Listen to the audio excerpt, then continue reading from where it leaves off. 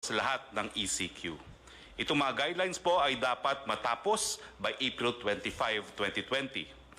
Ang gagawa po ng guidelines, ang mamumuno po dito ay ang Department of Health at siya ang bubuo ng guidelines para po sa mga hospital, para po sa testing at para sa hygiene.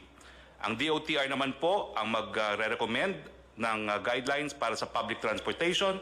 Ang DTI naman po ay bubuo ng guidelines para sa mga employers. Ang DOLI po ang magbubuo ng guidelines para sa mga manggagawa at ang DPWH ang bubuo ng guidelines para sa infra construction.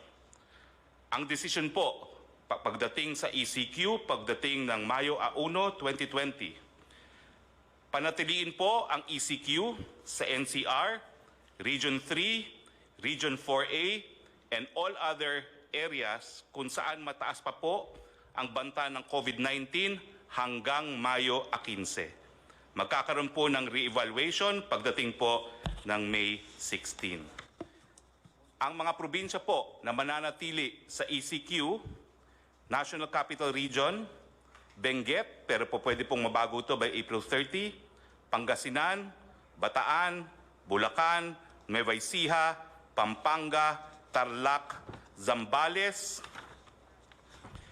Batangas, Laguna, Cavite, Rizal, Quezon, Oriental Mindoro, Occidental Mindoro, Albay, Catanduanes, Antique, Iloilo, bagamat meron pong to recheck itong Antique at Iloilo, Cebu at Cebu City, also subject to rechecking. At sa Mindanao po, ang probinsya ng Davao del Norte at Davao City. Ang lahat po ng probinsya na hindi kasama dito sa mananatili ang ECQ ay sa ilalim po sa new normal na tinatawag na General Community Quarantine. Ganun pa man, dito po sa mga lugar na mapapasailalim ang General Community Quarantine, may mga areas po na moderate na naka-orange. Ang ibig po sabihin nito, mag-i-evaluate pa po ako ano mangyayari dito sa mga lugar na ito kung magkakaroon nga ng General Community Quarantine o mananatili ang ECQ. Ito po ang para sa mga probinsya ng Abra, Ilocos Norte, La Union, Cagayan, Isabela, Nueva Vizcaya, Marinduque, Camarines Sur, Aklan, Capiz, Samar, Western Samar, Zamboanga del Sur, Lanao del Norte, Misamis Occidental at Misamis Oriental, North Cotabato, South Cotabato, Maguindanao. Yung mga areas naman po na low at moderate ay mapapasilalim nga po sa GCQ, ang new normal. Yung mga moderate na areas po ay ang mga probinsyang Negros Occidental, Negros Oriental, Siquijor, Davao del Sur, Davao Oriental, Sultan Kudarat, Lanao del Sur. At yung mga low po na areas na mapapasailalim din sa General Community Quarantine ay mga probinsya ng Apayao, Mountain Province, Ifugao, Kalinga, Ilocos Sur, Batanes, Quirino, Aurora, Palawan, Romblon, Camarines Norte, Sorsogon, Masbate, Guimaras, Bohol, Biliran, Eastern Samar, Leyte, Northern Samar, Southern Leyte del Norte, Zamboanga Sibugay, Bukidnon, Camiguin, Davao Occidental, Sarangani, Agusan del Sur, Dinagat Island, Surigao del Norte, Surigao del Sur, Agusan del Norte, Basilan at Sulu. Ano po ang recommendation sa mga areas under General Community Quarantine? Ito po yung mga lugar na hindi na mapapasailalim sa ECQ.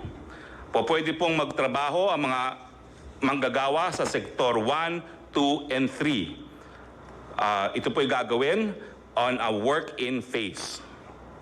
Yung mga bata po, edad 0 hanggang 20, at yung mga matatanda, 60 and up, and high health risk, mananatili po sila sa kanilang mga tahanan. Papayagan po ang mall opening covering non-leisure shops. Papayagan po yung mga priority and essential construction projects na mag-resume. Papayagan po ang mga non-workers to go out to buy goods and services except those pertaining to Sector Category 4, yung leisure at mga kabataan. Papayagan din po ang public transport na mag-operate at reduce capacity at ang LGU po to enforce curfew at night dun po sa mga hindi manggagawa. For GCQ areas, General Community Quarantine, i-consider po ang reprioritizing ng SAP cash subsidy towards ECQ areas. Ibig sabihin, yung SAP po na para sa areas na hindi na po under ECQ, syempre po yung cash subsidy, kinakailangan pag-aralan na ibuhos doon sa mga areas under ECQ pa rin. Yung mga GCQ areas, consider to allow na po yung high school, higher education institute, HEI school year to finish and give credentials to students. Sa ECQ and GCQ areas, bubuksan po ang mga paliparan at ang mga puerto para sa mga goods lamang. Yung option po to shift to GCQ sa mga moderate to low risk area by industry. Nagbigay po sila ng rekomendasyon na 100% opening para sa agrikultura, fishery, forestry, sa food manufacturing at lahat po ng supply chain including ink, packaging, raw materials, sa food retail, supermarket, restaurant for takeout and delivery only, mga hospital, logistics, water, energy, internet, telecoms, media.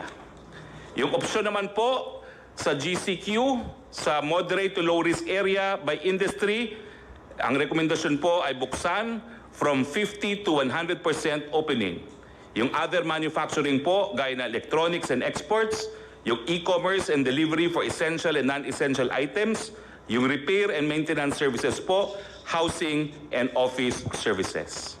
Yung option po to shift to GCQ in moderate to low risk area by industry. Consider po na buksan hanggang 50% on-site work and 50% work from home. Mga financial services, BPO, other non-leisure wholesale and retail trade, other non-leisure services. Yung option po sa low risk to moderate areas na buksan by industry, consider for 100% closure.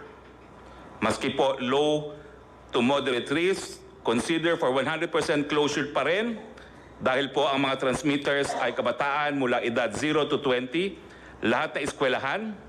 I-consider po ang late opening sa Setyembre except po sa online learning, yung leisure, amusement, gaming and fitness, yung kid industry na tinatawag, turismo, all gatherings including religious conferences at iba pa, limited opening po ng malls at limited opening ng construction. Yan po ang rekomendasyon ng inyong IATF. Maraming salamat po. Maraming salamat, Presidential Spokesman or the new spokesman of the government sa Executive Department. Alam mo,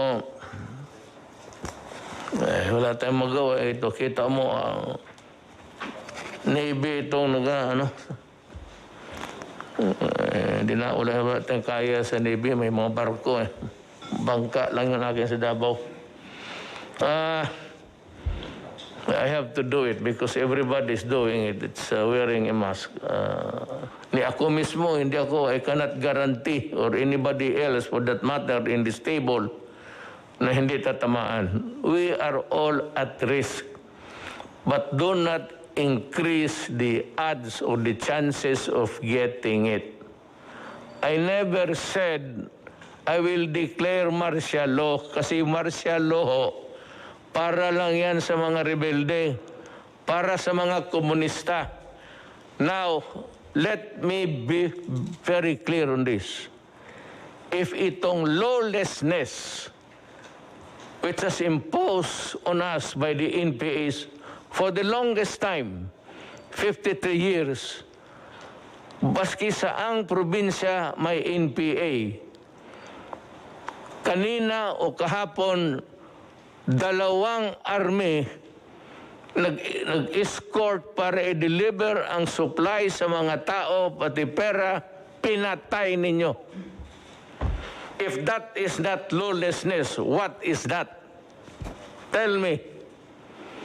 Kaya ngayon, Pag nagpatuloy kayo ng lawlessness ninyo, patay dito, patay doon, and it's happening all over the Philippines, maybe I will declare martial law because kayong mga NPA ang numero uno. Kinukuha ninyo yung mga tulong sa tao, pati yung supply pagkain nila. Kaya, I am now warning everybody and putting notice sa armed forces pati police. I might declare martial law. And there will be no turning back. Kung ano ang martial law na klaseng gagawin ko, akin lang yan.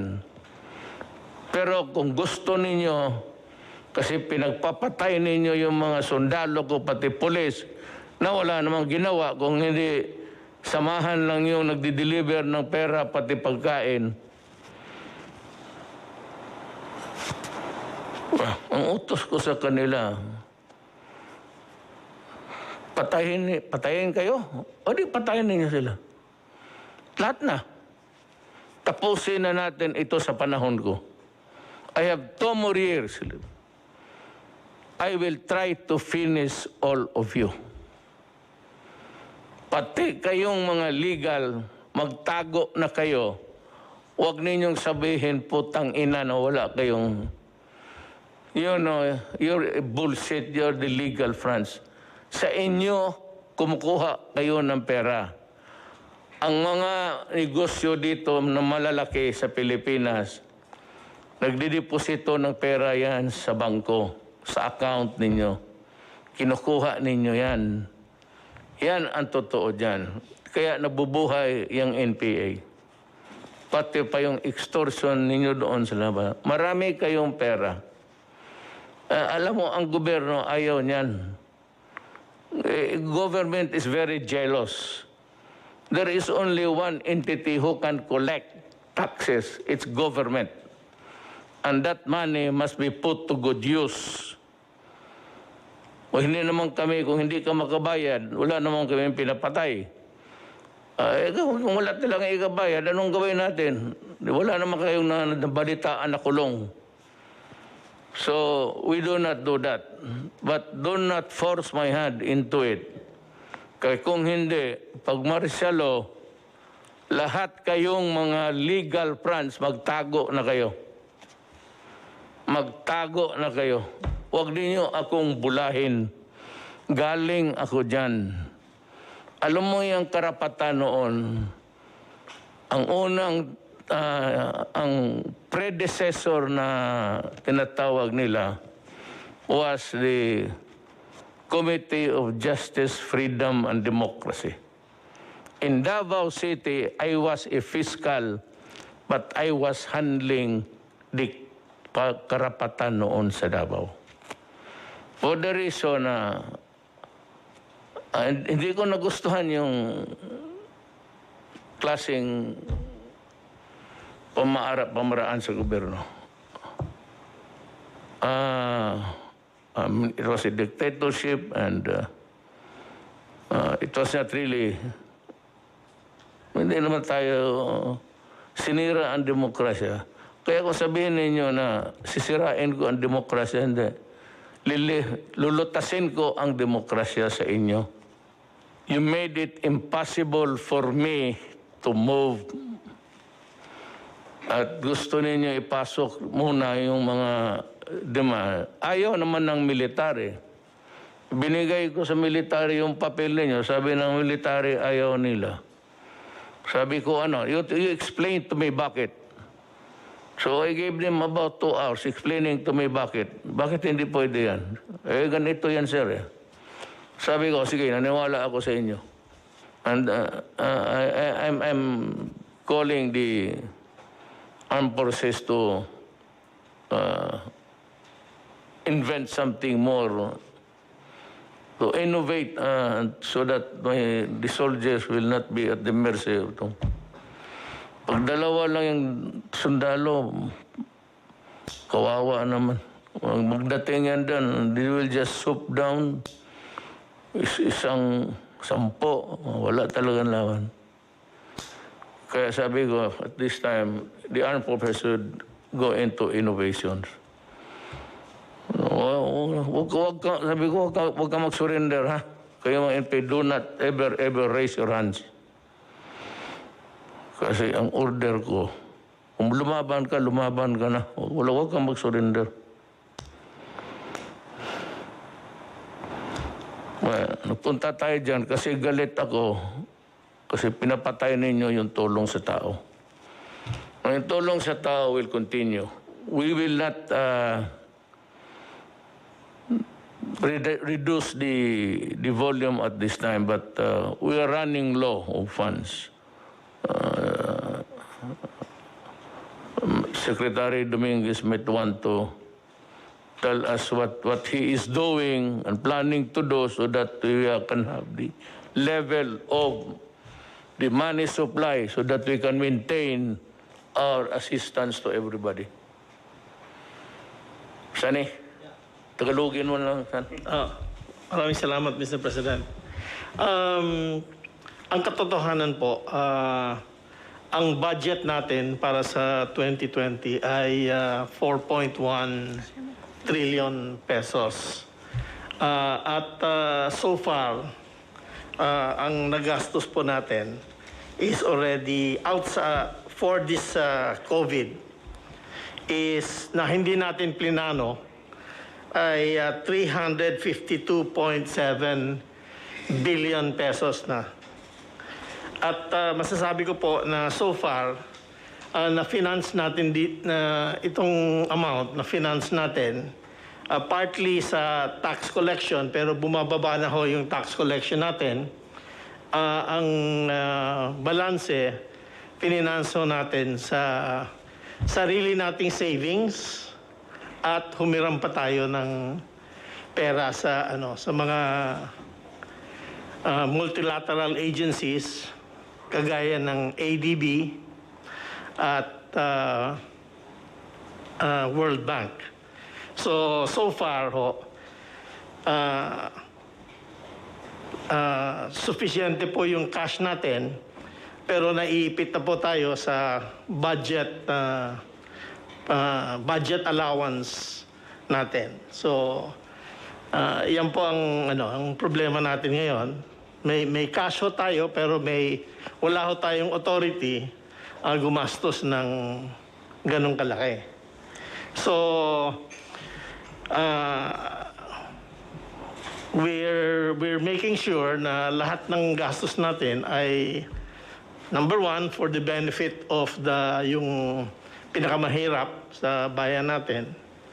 At rinireserba ho natin yung balanse para sa mga build projects natin para pag natapos na itong COVID, may pera tayo pang invest sa build ho. At saka we will create jobs and we will create business opportunities with that. Thank you ho. Actually, what Sunny is telling us is that there's money for now. Because, alam mo, yung budget nga natin, yung ginawa last year to be implemented now, walang COVID dyan. So, Department of DSWD, Highways, Department of Trade and Industry, and Health, nakaplansya na yan. So, ngayon, pagdating ng COVID, tanggalan ko yan ng mga proyekto dito sa highways. Yung highway dyan, wala na muna yan. Sabihin ko kay Tugadi, huwag na muna yan. Minus yan.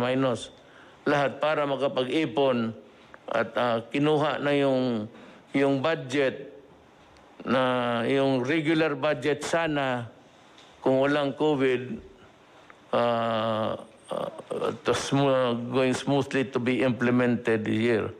But because of the COVID, yung first and second, third quarter, alam mo wala yung pera. Sabi ko, hangin lang yan. Yung sinasabi ni isa pang itong walang alam na ugok ito si Trillanes. Nagsasalita ng trillion ng hangin. Trillion of cubic meters of air in your head. And it is too tight. That is why para kang buang sa salita ka ng trillion. Kaya ikaw yung putang ina pa, rebuilde ka pa dyan. Hindi ka pala marunong eh. Kita mo kung nanalo kayo, ano yung mangyari sa Pilipinas? Puro porma, puro hambog, puro hamon, at batukan mo raw ako. Sabihin ko sa driver ko, sampalin ka. Ang driver ko lang, utosan ko, kay handyan ka lang. Ang tingin ko sa iyo, ka-level mo driver, ulol. Yan. So, yan ang ating, kinukuha na natin yung mga projects this year. Wala na sabihin, kalimutan mo na muna yung that was prepared. Preparado na yun. Eh, dumating COVID. Wala. Ito. What we are making sure, and Sunny has said earlier in the previous meeting, that if the funds are not sufficient, they will have to borrow. Then, if the borrowed money is not enough, then we have to sell the assets. Yung cultural center, maraming sinong mayaman dito na pargawain niyang mansyon. Iyo na yan. Magsalida ka araw-araw dyan, mag-isa. Lahat ng lupa, pagbili ko, para itulong ko sa tao, kasi why am I talking this way? You know why? There is no telling how long, gaano katagal itong COVID sa buhay natin. Kaya lang, at least one of the redeeming factors now, hindi pa man nga sila nag-succeed, but they are working at it. Nandyan sila, punong-puno yung kamay nila sa trabaho, and they are working, and there are signs that they will succeed. Sabi ko sa iyo, sa oras lalabas ang vaccine, i-lift ko kaagad. I-lift ko, wala nang seremonya. Huwag na kayong maghintay, basta pagsabi may vaccine.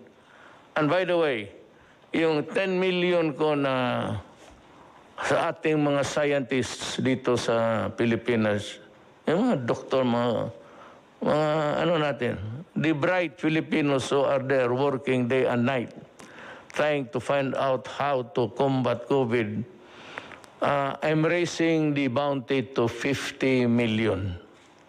50 million ho ang ibigay ko sa grupo because it is a collegial thing, hindi naman sa isang tao.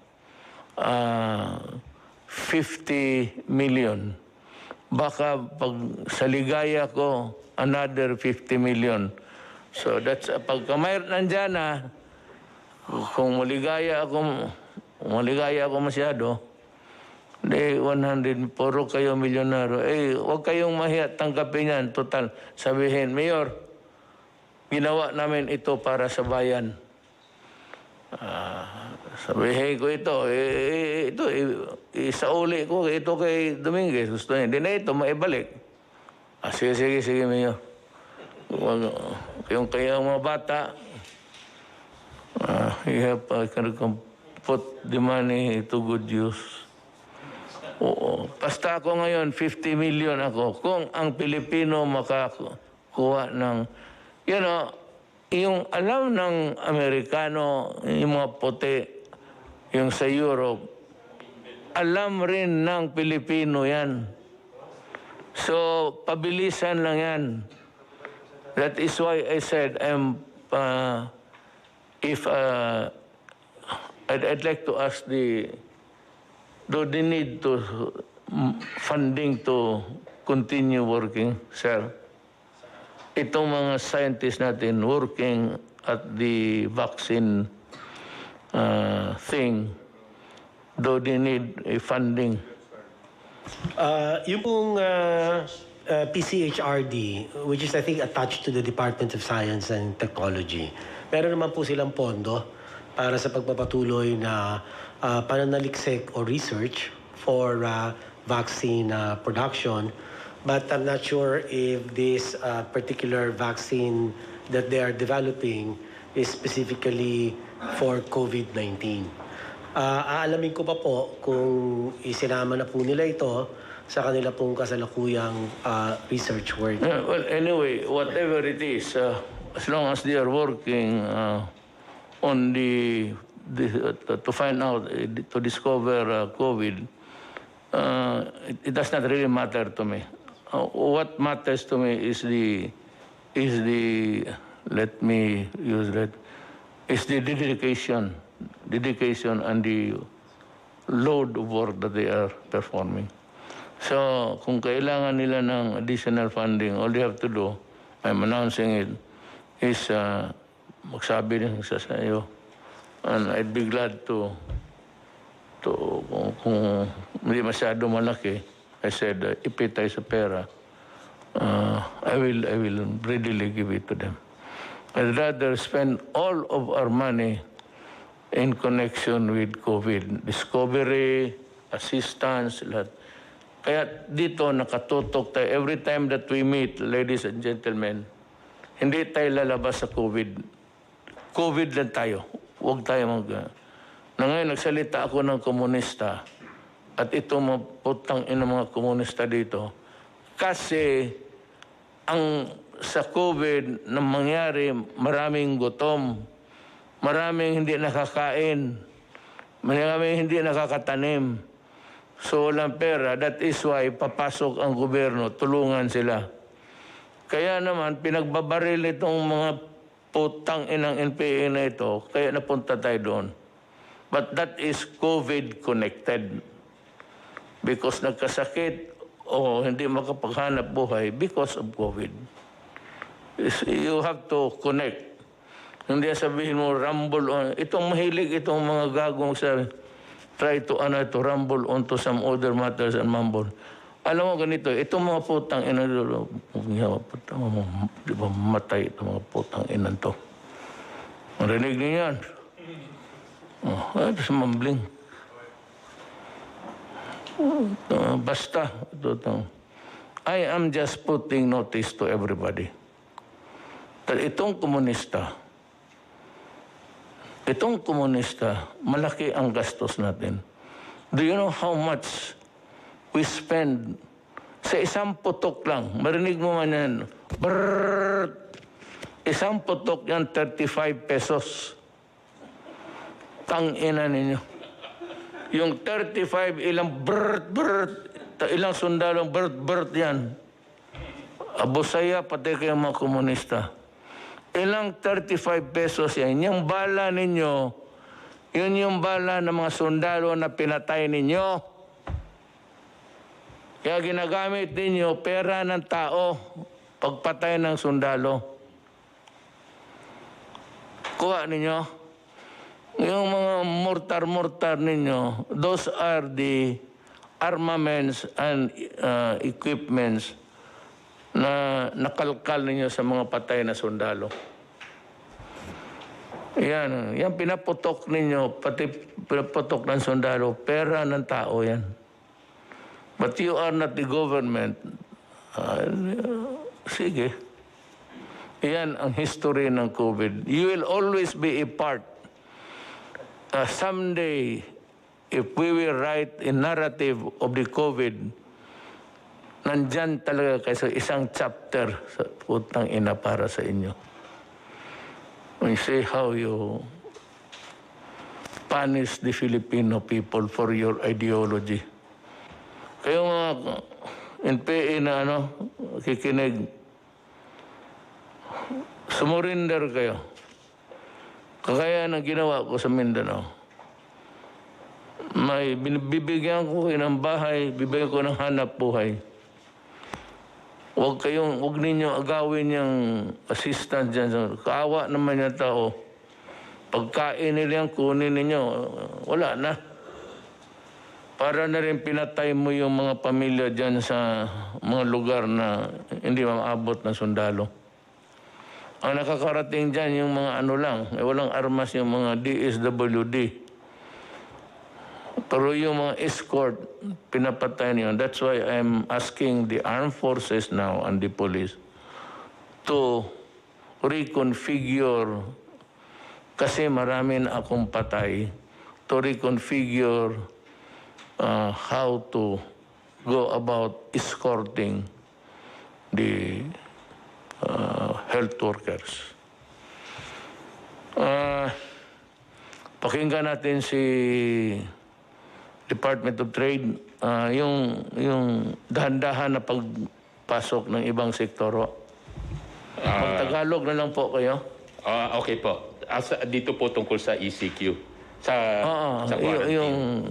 Yung you ease up the quarantine to allow certain sectors. Ikaw ho ang nakaalam niyan. Opo. You know better than us. So, Opo. Mr. President, ang maganda hong nangyari ngayon, even under the enhanced community quarantine, para po hindi tayo magkaroon ng kakulangan sa pagkain, pinagpatuloy ang pag-supply ng food production, pinagpatuloy ang paggawa ng mga pagkain. Tulad ng mga canned sardines, gatas, instant noodle, yung mga basic manufactured products para parating marami hong supply sa grocery and supermarket. Dahil po kahit community quarantine, ito po yung mga inalaw na mag-operate. So inalaw po ang food production, inalaw po ang mga essential products tulad ng sabon for hygiene, sabon, shampoo, pati ho yung essential din po yung mga alcohol para ho sa mga panahon ngayon. Yung iba hong hindi essential products, hindi ho muna natin pina-operate in keeping, dahil po gusto po natin ang mga taong bayan as much as possible nasa bahay. Kaya ho piling-pili lang yung pinayagan natin, yun dun lamang sa makakatulong sa food availability. Hindi tayo magkaka-shortage, kaya pinapaalala natin sa taong bayan na huwag magpapanik dahil kahit ho naka-enhanced community quarantine, ay napakadami ho nating pagkain, yung supply. In fact, dahil sa pagmi-meeting ng ating IATF, eventually, inaalaw po natin kahit lagpas 50% yung skeletal workforce. Hindi na skeletal workforce na 30% lamang ang allowed. Kailangan more than 50%. Ibig sabihin, maraming tao. Para ho, ang ating production rate umabot sa 80 to 100%. So, para hindi magkaroon ng shortage. Pangalawa ho, yung ating mga finished good inventory, yung mga gawanan na produkto, ay more than 2 weeks, 2 linggo equivalent. Hindi tayo magkukulang. At yung raw material na ipoproduce pa lang para gawing finished goods, mga 45 days, lagpas sa 1 buwan. So, ibig sabihin ho, marami ho tayong pagkain. So, yan po yung mga iba sa mga inaalaw ngayon na dito sa environment ng ECQ, food products, essential products. Allowed din po siyempre yung iba hong operation tulad ng mga bangko para ho may mga gusto mag-withdraw sa ATM, may mapa-i-allow po yon. Siyempre po, agriculture products, doon magsisimula yung pagkain, allowed din po yung mga ganitong activity. Ang nakabitin na lang po ay yung sa construction, yun po yung pag-uusapan pa moving forward, pati ho yung sa mga SMEs, yung mga malls. Kasi ho, pag yun ho, maramihan kasi, kaya worried din ngayon po yung grupo natin kung i-open ho ba natin ito dahil contrary to dun sa gusto natin mangyari na panatiliin sa bahay ang mga taong bayan. Pero ho, ito ho ay pag-uusapan pa. Yung mga iba hong mga essential activities, so inaalaw naman po during the enhanced community quarantine. Ang isa pa hong sinisigurado natin ay ang pricing, wala hong profiteering or wala rin yung nagsasamantala sa hoarding. At dyan po, nagsama-sama po ang DTI, ang PNP, CIDG, NBI, DA at saka DOH Diyan po marami, over 500 na po ang ating mga nahuhuli. Na mga profiteers at mga hoarders. Kaya babalaho talaga yan. Isa pa hong magandang nangyayari ngayong ECQ ay yung mga manufacturers natin na re-repurpose. Yung mga dating hindi gumagawa ng mga face mask or hindi gumagawa dati ng mga personal protective equipment, ngayon ho ay gumagawa na sila. Tulad ho nung mga mask na suot natin ngayon, ay yung iba ho dyan ay ginagawa na ng mga manufacturers natin ngayon. Kahapon lang ho, Hanap ka, bigyan mo sana. kahapon lang ho ay inalaw po natin, nag-turnover tayo ng 10,000 pieces ng PPEs out of the 300,000 na PPEs at yun po yung donation po ng San Miguel Corporation para ho sa PGH. Tinurn over po natin sa DOH. So 10,000 po yun out of the 300,000 na ipuproduce pa para sa ating mga health workers. So meron po tayong mga manufacturer na nilipat yung kanilang production para makaproduce ng mga masks, PPEs, pati ventilators gagawin na. Mga 10 kumpanya na ang may involved dito sa repurposing yung manufacturing. Ibig sabihin, magpuproduce na sila ng mga critical products na kailangan ngayon. And moving forward lang po, last 2 items, marami ho tayong piniprepare na tulong sa MSMEs, micro SMEs, lalo na pag na-lift na itong ECQ. Nandyan ho yung pauutangin sila, low interest rate, doon po sa inyong programa na P3, Pondo sa Pagbabago at Pag-asenso. 1 billion po yun, nakalaan doon. At sa tulong po, pakikipag-ugnayan sa DOF, sa Land Bank and DBP, another maybe around 30 billion na pwedeng ilaan din para sa mga micro SMEs. Kasi yung micro SMEs, pahihiramin po para meron silang working capital pagka i-restart natin yung economy. Kasi aside from the MSME, yung isang tulong ay yung wage subsidy sa worker na nirelease po ng SSS, BIR at DOF. So, para talagang matulungan sila sa pag-restart ng economy. And lastly, dahil po sa Bayanihan Act ay nagkaroon po ng grace period. Hindi muna babayaran yung loan at grace period ho pagdating sa renta. Yun po yung inyong kinover. Para ho, wala dapat paalisin na umuupa sa residential, pati yung renta ng mga micro SME sa mga commercial places. So marami ho tayong prepare na programa para ho sa micro SMEs. Thank you, Mr. President. Salamat, Secretary Lopez. We'll wind up with the 3 speakers from Secretary Dar.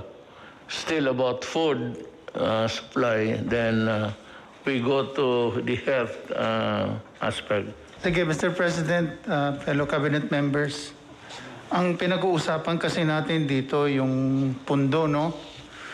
And our budget for this year is finite. We're only pegged at 4.1 trillion, out of which ang antimano kaagad na automatically appropriated doon ay 1.249 trillion. Tapos yung 2.8 trillion, yun yung new appropriation. Para saan yung new appropriation? Yun yung binibigay natin personal services, MOOE, financial expenses, at capital outlay. Now, hindi naman natin ini-expect itong COVID. Bigla na nga lang dumating. Dito po sa capital outlay, nahati po ito sa dalawa. Yung for comprehensive release at saka yung for later release. Yung pong for comprehensive release, hindi po natin pwedeng galawin antimano yun kasi automatically release na yan sa mga province, sa mga government agencies and departments. At saka yung mga IRA at saka yung debt servicing natin. So antimano, ang pwede lang natin galawin, which we have done, is 397 billion more or less. Ito yung capital outlay ng mga departments at saka nung Congress initiated, no? Eh sa ngayon, ang nagagamit na natin, 352 billion na. So konting-konti na lang natitira. And we're not even sure na ito yung nasa always at the back of my mind also dahil ako parating nasisisi pagka natagalan yung release at saka may nagagamit na hindi daw dapat gamitin. But where else can we go? Ito talaga yung sitwasyon na eh. And that therefore, ang sinasabi lang natin, i-consider natin yung possibility of second wave. Pag nag-second wave, paano yun? Nag-usap kami ng ADC with NEDA and DOF, and we have to come up with a forward planning on what will be the direction. And that would require a lot of funding. The new normal should allow us to provide more jobs to the people para maging productive sila. Yan ang hindi naintindihan ng tao, karamihan, is that ako ho, dependent ako sa Congress. Powerful nga ang presidente, lahat. Ang Congress, sila lang, yung pati yung empleyado nila. Diyan sa Congress lang. Yan na sila. Pero itong Congress, especially yung lower house, ika nga sa English, the purse. Ibig sabihin, hindi ako makagastos ng pera hanggang hindi sabihin ng House, then approval by the Senate, pero manggaling talaga sa House, na sige, bigyan ka namin ng 300 billion na hangin para magamit mo. Yung 300 million, kukolektahin pa po yan. Wala kong ready money. Sabi mo nandyan. Yung sinabi kong 300 na tinago ko, savings yun sa gobyerno, na sinabi ko kay noon, started, kailan ba ako nag-umpisa? 2015. 16, nag-ano na kami ng pera. Dahan-dahan lang, kukunti-kunti. Saving, parang alkansiya, mag-alkansiya kasan. Kaya mayroon na kaagad akong ready. But yun naman was not really for the purpose of spending for the COVID. Because wala pa naman ang COVID noon. It was a non-existing alien. And hindi natin alam. That was intended, nasabi ko san, before I go out, makita lang man ng mga tao na ang pera na hindi na ginastos ng kung todo-todo, nag-save tayo. That was my only purpose actually. Ngayon, nandoon ang COVID. Now, dito yung sinasabi ni Wendell, tama yan. Pag-appropriate ang lower house, House of Representatives, yung mga congressman, hindi yung senador, manggaling sa kanila, mga congressman, pag-appropriate sila ng pera, bigyan ako ng authority na gastuhin yon. Kung ma-approve na rin sa Senado. Ang problema, kung may pera ba? Kasi ang koleksyon nandito sa akin. Nandito kay Sunny, tapos tanungin siya, may pera ba dyan? Sabi, meron no dito na 400 million. O sige, gamitin natin yan. So, doon sa Congress, somebody will sponsor a bill, appropriation. It has to be sa budget. Ang sabi ni Wendell na supplemental budget. Kung may pera, pero kung wala, walang i-appropriate because there is nothing to appropriate. Wala tayong ma-appropriate kung walang pera. That is why sabi it's dwindling, paliit ng paliit. Because ang inasahan natin na first quarter, second quarter, na collection, wala na. Napurnada na because sarado ang mundo. Ang komunidad hindi gumagalaw. Wala na nagtrabaho. Lahat tayo, pati ako sa puro papel. Isang katerbang papel. Yun lang man to. Dinala sa bahay ko. Babasahin ko lahat yan. Hindi ako nagpipirma ng hindi ko nababasa. Tapos, para hindi tayo masabit, tapos, yan ang trabaho ko. Wala nagtatrabaho. So, yan ang problema ngayon. It's really a question of money. Money has always been since time immemorial. Now, remember that wala kaming hangarin na pigilin yung pera. It's not ours, it's not anybody's money, but it belongs to the Filipino people and should be spent for the welfare of the Filipino people. Hanggang dyan lang. Now we go to Secretary Dar to see how the agricultural sector is coping up. Thank you, Mr. President. Marami pong salamat. Sa agrikultura po naman, under the Enhanced Community Quarantine for Luzon and vis-a-vis agriculture and food, ang una po natin tiningnan po yung food availability, food accessibility and affordability, plus yung price stabilization and the movement and logistics relating to the food supplies. At the initial stage, Mr. President, ng ECQ, may opening naman ang agrikultura, skeletal level, but even with that, of course, we were practicing again all the health or quarantine measures. May physical distancing at saka din paggamit ng face mask. Then after 1 month,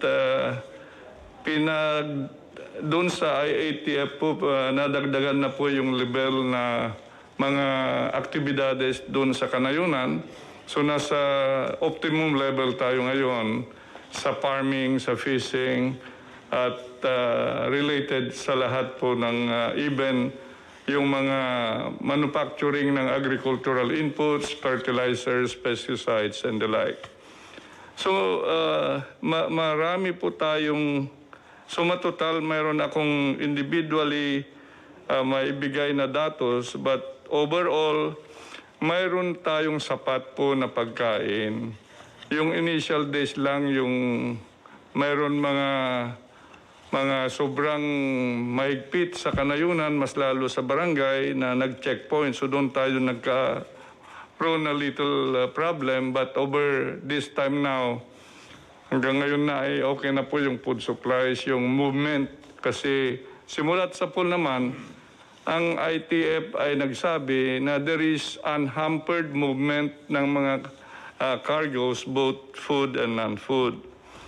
So sa bigas po, ang rice outlook natin dito sa taon na ito, mayroon tayong demand na 14.6 million metric tons. Ang supply ay 17.9 million metric tons. So may deficit na 3.3 million metric tons. Pero gumawa na tayo ng mga hakbang para ang ending sufficiency level natin sa taon na ito ay from a level of 87% lang po kasi ngayon yung naproproduce natin dito sa bansa. Pero with now the additional 8.5 billion pesos for the Rice Resiliency Project, it will bring us to 94% po yung domestic rice production natin. May isang ano lang ako, bago ko makalimutan, isingit ko na lang. And I have asked Bong to talk about this because he was the one he was the proponent who submitted it to me. Bong. Magandang gabi po. Habang patuloy nating nilalabanan ang COVID-19, paghandaan na natin ngayon pa lang ang new normal, nananawagan ako sa pamahalaan na mag-umpisang maglatag ng programang Balik Probinsya at iba pang hakbang na magbibigay insentibo sa ating mga kababayan na lumipat mula sa Kamaynilaan at ibang malalaking lungsod papunta ng mga probinsya. Nakikita naman natin ang naging masamang epekto at hirap dulot ng sobrang pagsikip ng mga tao at pamamahay. Katulad sa Metro Manila, mas mabilis kumalat ang sakit at mas nahihirapan ang ating national government at ang mga local government units na alagaan ang lahat ng apektado ng krisis na kinakaharap natin. Marami pong stranded, hindi sila nakaka-uwi dahil inabot na po sila ng enhanced community quarantine at maraming hindi nakakatanggap ng social amelioration dahil maaring magduplicate po kasi yung pamilya nila ay naiwan po doon sa probinsya. Marami na tayong natutunan sa krisis na ito tulad ng hirap sa dulot ng pagkumpul-kumpol ng tao sa mga syudad. Simulan na nating paghandaan at tuluyan na nating aksyonan ang isyong ito at huwag nang antayin pa na mas lumala pa ang problema. Kailangan magkaroon ng gobyerno ng long-term solutions upang matugunan ito. Dahil sa kakulangan ng pangmatagalang urban planning at rural development sa mga nakaraang dekada, nagsipuntahan ang maraming mga probinsyano sa mga malalaking lungsod dahil andon ang oportunidad sa hanap buhay. As soon as the enhanced community quarantine is lifted and travel is gradually normalized, the government must encourage Filipino families to move out of Manila and other metropolitan areas. Government must provide them the means and incentives to go back to the provinces for good. LGUs must also ensure that necessary quarantine measures and mass testing for COVID-19 are in place to prevent those possibly infected from spreading the disease. Ilipat natin ang mga tao sa tamang panahon at kapag sinabi na ng ating health experts na ligtas na gawin ito, pero ngayon pa lang kailangan ihanda na natin ang ating mga probinsya. Dapat masiguro na may kapasidad ang mga probinsya na maalagaan sila at mabigyan ng matitirhan, makakain at ikabubuhay. Mapapagaan rin natin ang pinapasa ng mga syudad kapag nabawasan ang tao sa lugar nila. Katulad ng mga illegal settlers ngayon, dikit-dikit talaga yung mga bahay. Kung hindi natin ito aksyonan agad, hindi matatapos ang problema natin sa kalungsuran. Sa programang Balik Probinsya, mapapabilis din natin ang pag-unlad ng mga kanayunan. Sa paghihikayat sa mga mamumuhunan na magbukas ng mga negosyo sa mga lalawigan, magkakaroon ng mas maraming oportunidad ang mga kababayan natin. Hindi na nila kailangang lumuwas pa ng kamay nilaan at lumayo sa kanilang mga mahal sa buhay o kanilang mga pamilya. Kaya mahalagang magbigay din tayo ng mga insentibo sa mga negosyante o mga mamumuhunan ito. Kami po ni Pangulong Duterte ay probinsyano rin, taga Davao, taga Mindanao. Doon po kami lumaki at tulad ng iba pang mga probinsyano, doon rin namin nais bumalik pagkatapos ng aming pagsiservisyo sa bayan.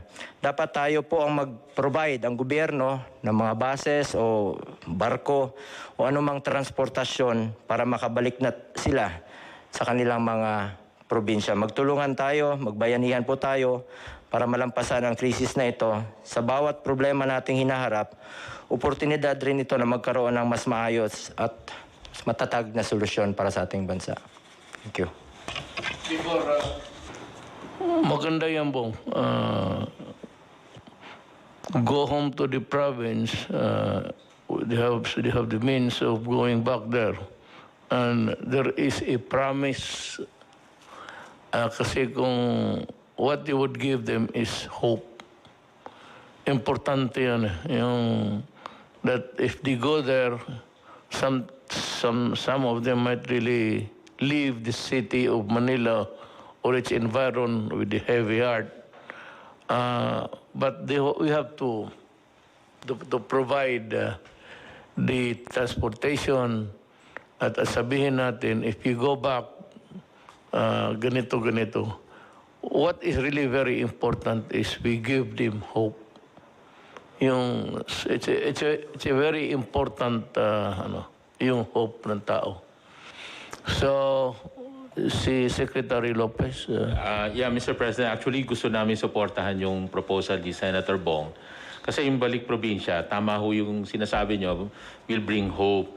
Kaya kami pwede nating masuportahan yun by pushing yung investment papunta doon. How do we push it? So more incentives. Actually sa ngayon, we can give more incentives papuntang probinsya kesa sa incentives na maglo-locate sa Metro Manila. Yun ibig sabihin, more attraction to locate outside. Kasi pag nandun na yung incentives, may trabaho na doon. So even po dito sa tax reform na finalize ngayon sa Congress, it will give also additional years of incentives para talagang doon mag-locate outside Metro Manila. Parang balik probinsya objectives ni Senator Bong. Pangalawa yung SME development. Everywhere yun, meron na with the funding ng, hindi pa naman siguro nawawala yung funding na yon kasi pang mahirap talaga yung funding na yon. Ito yung bibigyan na suporta doon sa mga negosyante sa barangay level na support. Yung gusto nyong bigyan na kahit 10,000 para may pangsimula na sila maliit na negosyo na mga SME na may pwede ka agad opportunity doon sa mga maliliit na nasa para may opportunity umuwi doon. So yun po. Yun. Let me just give a warning. Na alam mo, sabi ko, wag sa panahon ko. Pag sa panahon ko, talagang yayarain kita. Itong lahat ng pinaghirapan namin dito, study, NEDA, tapos Department of Trade, doing a lot of talking and convincing, and winning the trust of foreign or local big business. I do not want to humiliate people. I know that, alam mo, pagka tanggalan mo ang tao ng pride niya, masakit yan. I've done it several times. But every time, medyo nagsisisi ako, pero overall sabihin ko, total, para naman ito sa... I've done it several times when I was mayor. Talagang hubaran kita dyan sa harap. At baski regional director ka, patitindigin kita dyan sa harap ng Malacanang. Mamili ka. Totoo. Ikaw, examiner, okay. Tumindig ka dyan sa harap ng Malacanang. Total, itong Malacanang, palasyo mo ito. Ako dito, nag-uopisina lang. Tignan mo yung palasyo mo isang araw. Init at ulan. Pag namatay ka, mas lalong mabuti. Basta yan ang ko sa... Kaya itong pinag-usapan ngayon na yung i-dispersal, yung ikalat mo. Takot yung iba sa mga probinsya na medyo may history ng... Ako ayaw kong maghiya ng gobernador, mayor, sino ba naman ako, mayor lang rin. But, I have a more, a greater burden, yung pinapasaan ko na trabaho para ito. Medyo sagrado sa tao ito. So, we take our oath of office. We are very proud. Presidente na ako, tapos gawain ko talaga lahat. So, gusto ko lang ipakita sa mga tao, beginning ito, na paano sugpuin ang mga magnanakaw sa gobyerno. Pero ito ang igarantiya ko sa iyo. Putang ina ka, hubaran kita dyan sa harap ng tao. Our country comes first to us. Mahal ko ang bayan ko. Mahal natin lahat. Gaano man tayo kaliit. Well, anyway, that's... I'm just talking about life. Buhay ba ng tao? Ito, I hope that God will be with us. May sarili akong Diyos na doon ako nakatutok to help me because I'm having a hard time carrying the load of the nation. Nung nakapag-ECQ po tayo, nagkaroon po tayo ng sapat na panahon kahit na papano na maihanda po at mapaunlad ang kakayahan ng ating pong sektor ng pangkalusugan, ang mga ospital, ang ating pong mga beds, ang ating pong mga ventilator machines, ang ating pong mga isolation rooms, ang ating pong mga quarantine facilities. Ay nakita naman po ninyo siguro, Mr. President, yung ating PICC, ang ating pong World Trade Center, ang ating pong Rizal Memorial Complex, ang ating pong New Clark City Athletes Village, at mga iba pa pong mga bagong gawang mga quarantine facilities, ay talagang yan po ay napalawig na po natin, napaunlad na po natin ang kanilang kapasidad.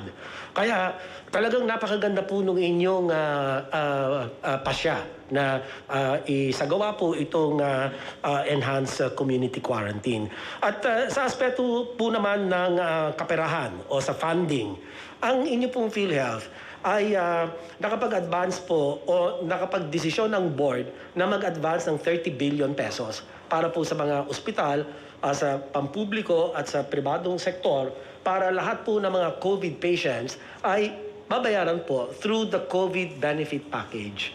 At in fact, ang board po ay nagpahintulot din na itaas, gumawa ng COVID benefit package, yung mild 43,000, yung moderate 143,000 per COVID patient, and for severe to critical, kaya pong bayaran ng PhilHealth up to 780,000. So inihanda po natin pati ang funding para po sa ating mga COVID patients. So sa pangkalahatan po ay ito po ang ating mga ginagawa, at para naman po doon sa binabalak, batay po sa rekomendasyon sa inyo na i-extend yung enhanced community quarantine, okay po yun. Suportado po namin yan. Kung meron naman pong kinakailangan na luwagan yung mga lugar na sa kasalukuyan naka-enhance community quarantine, ay siguraduhin lang po natin na yung mga pamantayan ng kalusugan or minimum health standards ay dapat pong nakatalaga bago po magluwag. Dahil sa bandang huli po, ang kalusugan ng taong bayan po ang atin pinangangalagaan, higit po sa lahat. Maraming salamat po, Ginoong Presidente. Salamat, Secretary Duque. Magtanong kasi ang tao, ang interesado ninyong gustong lumabas sa bunganga ko, kailan ba talaga ito matapos? Ang COVID ho, hindi matatapos yan. It will be here and it will stay until kingdom come. Pero pag may bakuna na, baka sakali nga mauna tayo, ma-embolden yung ating mga scientists to work overtime to come up with a vaccine. COVID equals vaccine. Period. Siguro nasabi naman ng lahat ng dapat sabihin, and the things that you must know and need to know, nasabi na po namin. And one thing I can assure you, that we were just waiting for the right time. Tiisin lang muna natin, ako nakikiusap na sa inyo, para lang ito sa bayan. Because we are trying to limit the contamination. Kasi sinabi ko itong 6,981, pag ito ang nagkalat, ako, magpaproblema po ako. Mas lalo. Pero ito bumababa na ngayon, mas maraming recovery by 722 as against 462. So, lahat ang sinasabi namin dito, totoo, walang sobra, walang kulang.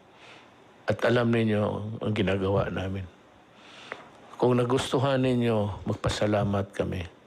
Pag sabi ninyo kulang, then humhimi kami ng dispensa. We'll try our very best next time. Thank you. Maraming salamat po.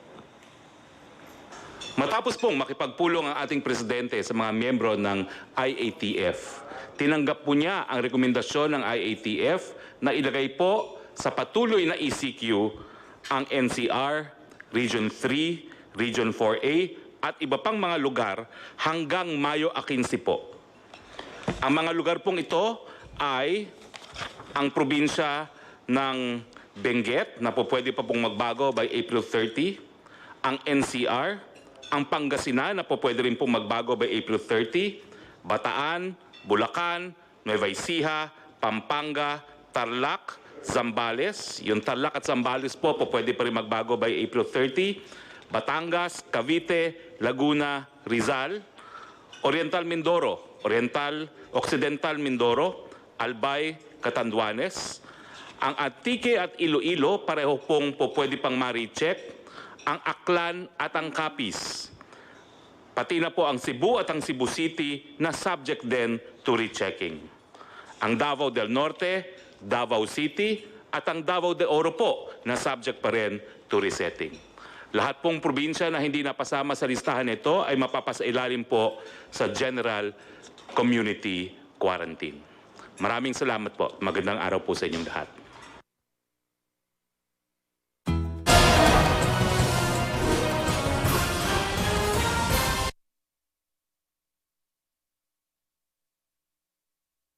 Hit sa tiyan dala ng stress? Ibuskupan. Nagbibigay ginhawa mula sa hilab, ipit at tusok in as fast as 15 minutes.